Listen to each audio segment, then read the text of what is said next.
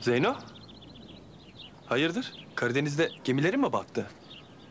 Yani Karadenizlisin ya. Neyse tamam boş ver. Gonca nerede? Odasında. Tamam ben bir bakayım. Rahat bırak kızı. Ya sen hayırdır? Niye beni böyle çocuk gibi azarlayıp duruyorsun Zeynep? Gonca çok üzgün. Bırak kafasını toplasın. Tamam Zeynep kafasını toplayacaksa benden daha iyi birisini mi bulacak? Kimseyi görecek hali yok. Toprakla ayrıldılar. Ne dedin sen? Toprakla ayrıldılar mı? Allah'ım şükürler olsun ya. Bak şu an benden daha mutlu bir kimse olamaz bu hayatta. Ben bu kıza 10 yaşından beri aşığım. Yazıklar olsun sana ya. Gonca şu anda ne halde, senin haberin var mı? Nasıl acı çektiğini biliyor musun? Bilmez miyim? Toprak onun hayatına girdiğinden beri ben o acıların katmerlisini çektim.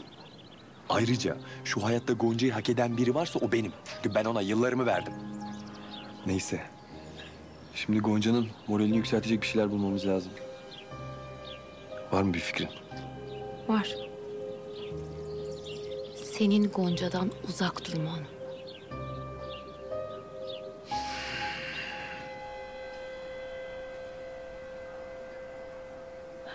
Canan teyze. Ha Ececiğim hoş geldin. Otur. Otur kızım. Neymiş bu önemli haberleriniz, güzel haberleriniz merak ettim. Şimdi bak anlatacağım ama çığlık atmayacaksın tamam mı? Tamam Canan teyze ne oluyor? Gonca tekmeyi yedi. Nasıl yani tekmeyi yedi? Toprak onu terk etti dün. Sepet havası kızım, sepet havası. Ne sepet havası Canan teyze, ben şu an tarantula dansı yapmak istiyorum. Kızım hani çığlık atmayacaktın ya. Ah Canan teyzem, Canan teyzem. Canan teyzem, bana dünyaları verdin. Oh şükürler olsun Allah'ım. Ece kızım ben bunu alıyorum. Aşkım bunu alıyorum. Ay bunu Oğlum. Hah, gel.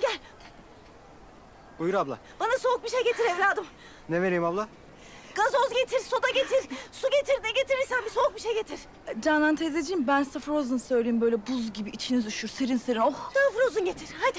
Frozen alalım biz bir tane. Tamam abla. Canan teyze. Doktor ne dedi size? Neymiş hastalığınız? Ay ne dediyse dedi kızım ya. Allah Allah, herkes de bunu soruyor. Hadi sen bir plan program yap da senin hemen Toprak'la buluşman lazım. Tamam mı? Tamam.